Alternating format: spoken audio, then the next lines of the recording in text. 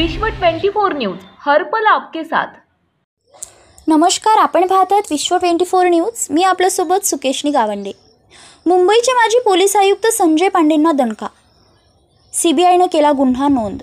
मुंबई सीबीआयने मुंबई पोलीसचे माजी आयुक्त संजय पांडे आणि NSEच्या CEO चित्रा रामकृष्ण यांच्यावर बेकायदेशीरपणे फोन टॅपिंग केल्याप्रकरणी गुन्हा केला आहे।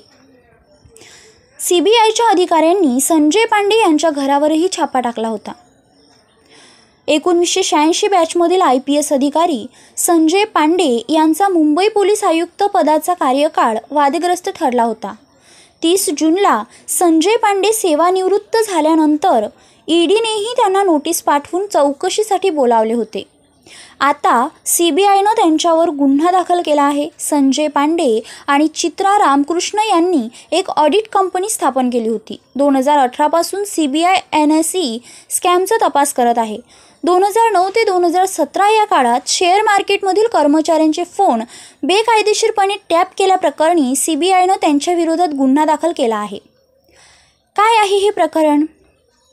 मनी लॉन्ड्रिंग प्रकरणात सक्तवसुली संचालनालयाने ईडी मुंबईचे निवृत्त पोलीस आयुक्त संजय पांडे यांना नोटीस बजावल्याने पोलीस दल आणि राजकीय वर्तुळात एकच खळबळ उडाली आहे। पांडे यांची मंगळवारी दिल्लीतील ईडीच्या कार्यालयात चौकशी करण्यात आली। संजय पांडे हे 30 जून रोजी निवृत्त झाल्यानंतर त्यांना ईडीच्या चौकशीला तोंड द्यावे लागले। सूत्रांकडून मिळालेल्या माहितीनुसार संजय पांडे यांनी 2001 मध्ये एक IT ऑडिट कंपनी सुरू केली होती। त्या दरम्यान पांडे यांनी दिलेला राजीनामा न स्वीकारल्याने ते पुन्हा पोलीस दलात रुजू झाले। संबंधित कंपनीत मुलगा आणि आईला त्यांनी संचालकपदी नेमले। 2010 आणि 2015च्या दरम्यान पांडे यांच्या या कंपनीला NSE सर्व्हर आणि सिस्टीमचे IT ऑडिट कॉन्ट्रॅक्ट देण्यात आले होते। दरम्यान सीबीआयने नॅशनल स्टॉक एक्सचेंज NSE घोटाळ्यात 2018 मध्ये गुन्हा दाखल करून तपास सुरू केला। याच गुन्ह्याच्या आधारे ईडी देखील या प्रकरणी चौकशी करत आहेत।